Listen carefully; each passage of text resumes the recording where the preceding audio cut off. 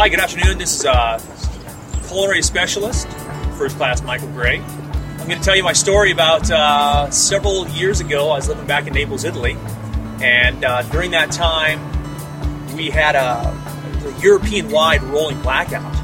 And when you think of blackouts, you don't really think of major disasters, but what ended up happening in that situation was nobody was prepared.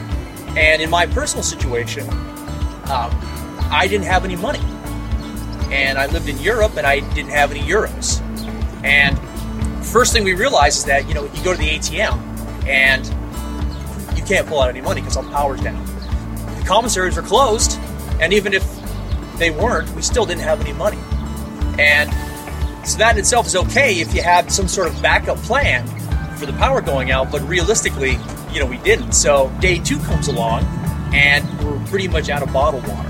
And again, this is just the power outage. Naples, you're surrounded by active volcanoes. It really just emphasized the fact that we needed a plan. We needed to have water.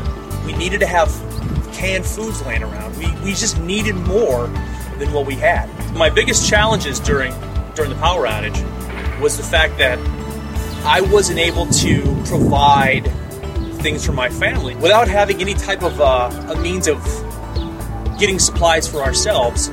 We just found ourselves in a really sort of tricky situation. Here living back in America, we always have water around the house. We always have bottled water. We always have at least a couple days of canned food laying around. And it's everything. We have 2 small children now. Enough food for them, for my wife, extra cat food for the cat. We just try to make sure that we have enough that if something were to happen, we're not in a situation where suddenly it's dire.